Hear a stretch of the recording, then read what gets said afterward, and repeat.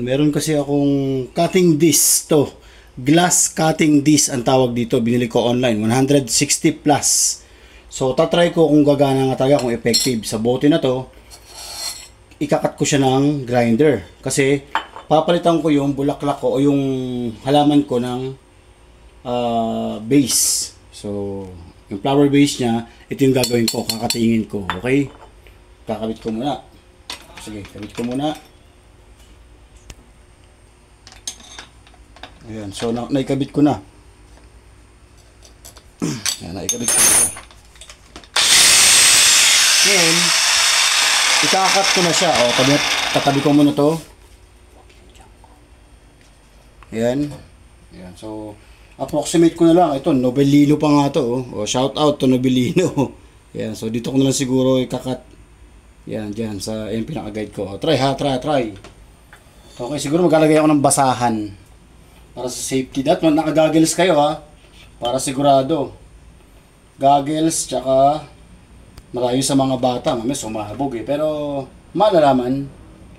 Ayan, so dito ko titirahin. Game.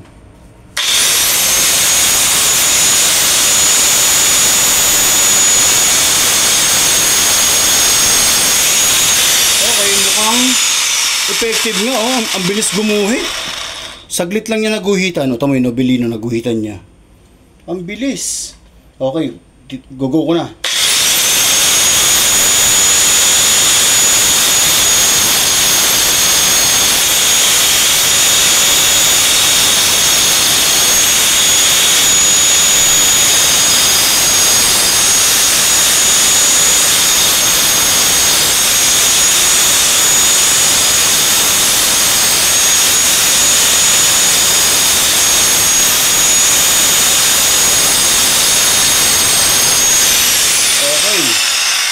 Tingnan nyo, oh.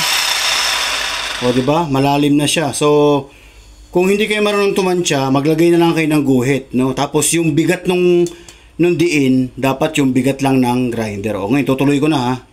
O, game, tutuloy ko na.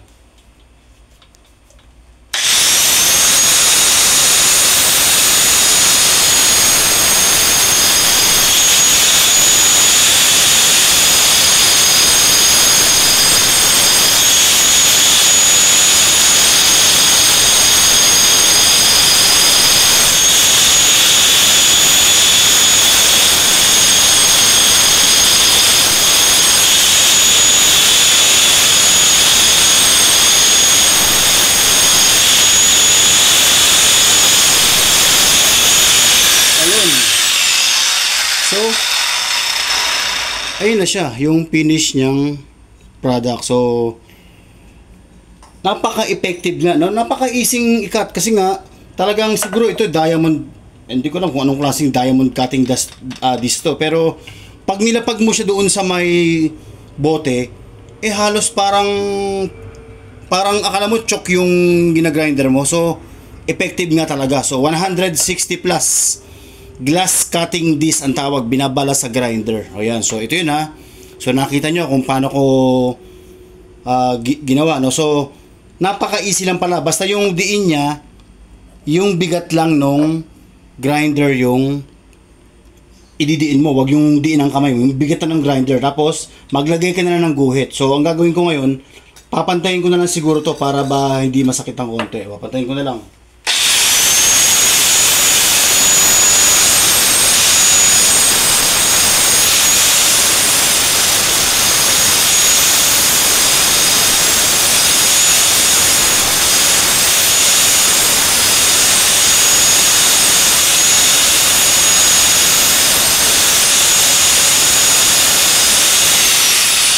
Ayun o.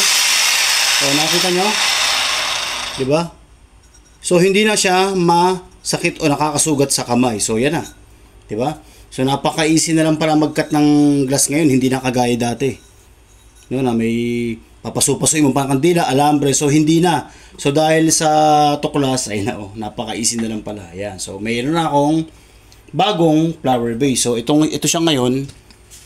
Ayan. So, later on, ililipat ko na siya. So, may bago na akong flower base. O, yan ha. So, easy lang ha. Okay, so salamat. So sana nakatulong ako dun sa mga gustong gumamit nito. Kasi sayang yung mga bote, pwede pa lang gawing project, flower base o yung mga kung ano man lalagyan, lagyan ng ballpen, kung ano man. So pwede na, napaka-easy na. Okay, thank you.